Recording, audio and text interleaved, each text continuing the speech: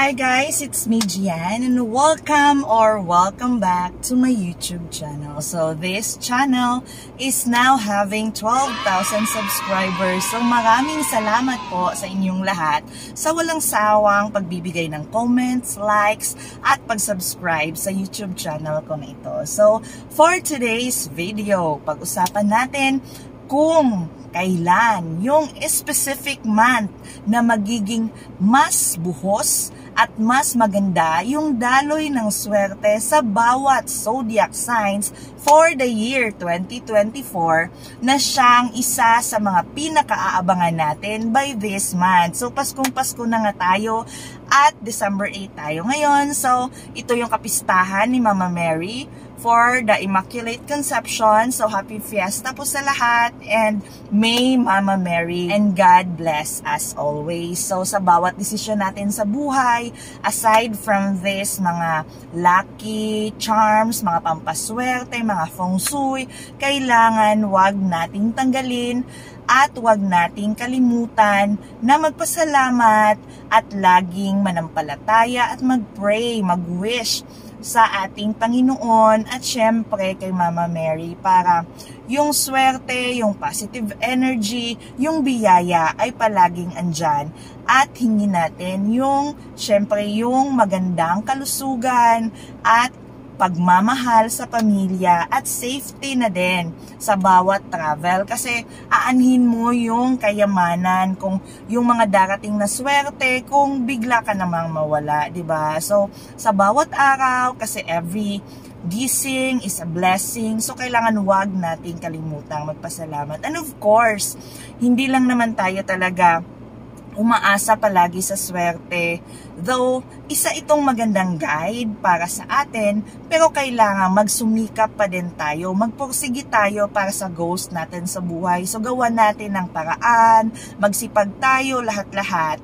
At syempre, yung positibong enerhiya ay babalik din sa atin. Kaya, syempre, magiging successful tayong lahat sa susunod na taon, kagaya nga ng sinasabi at sinasaad at promise ng taong 2024 na siyang Year of the Wooden Dragon. So for today's vlog, alamin natin kung kailan yung specific month kung saan bubuhos o mas magiging pinakamaswerte yung bawat zodiac signs sa taong 2024. So pag nalaman natin ito ng mas maaga, so mas may malaking chance tayo na mapaghandaan ito at magamit ng tama yung swerteng bigay sa atin ng kapalaran. So if you're interested, just keep on watching. Ang sumusunod na astrological forecast ay naglalayong maging guide ng bawat manunood kung sa anong buwan sa susunod na taon mas bubuhos ang swerte at aayon sa iyo ang lahat ng kinang ng tala at bituin upang maging mapalad ka sa bawat layong iyong gagawin. Ang 2024 na tinaguri ang Year of the Wooden Dragon ay nangangako ng panibagong simula at positibong enerhiya na isang magandang prediksyon para sa kasaganaan ng lahat. For today's video, alamin natin kung ano ang luckiest month mo sa susunod na taon. Excited to know the good news? Please don't forget to click the subscribe button kung bago ka lamang sa channel ko and the notification bell as well for you to be updated and notified with my next vlogs. This lucky month reveal and prediction is very good for us to see and prepare ourselves for any decision and life goals that we have in mind for the incoming year 2024. Each zodiac will expect to reap and harvest all payoffs for their hard work and determination.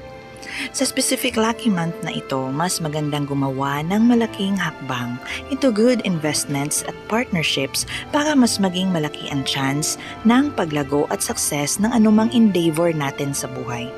Anuman ang plano at gusto mong makamit sa susunod na taon, mas magandang itaon mo ito sa mga buwang ito. Sa mga nagnanais magpakasal o mag-travel abroad, it's the best month to do such great step. A good flow of energy sa lahat ng aspeto ng ating buhay ay malaking biyaya, lalo na kung ito ay para sa ikauunlad at maging sa ating kalusugan. Brace yourself and let's see kung anong specific month ka mas siswertihin sa susunod na taon.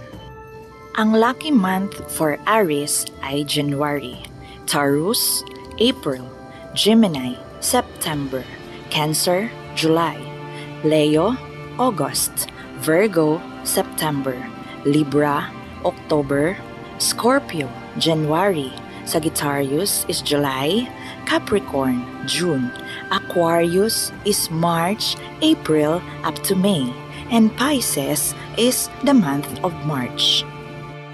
Hindi man tayo nawawala ng challenges kasi parte na yan ng ating buhay. Pero at least may panghahawakan tayong promise of success along the way upang mas maging masagyasig pa tayo sa bawat araw, looking towards this lucky months kung saan mararanasan din natin ang kaginhawaan at karangyang ating inaasam.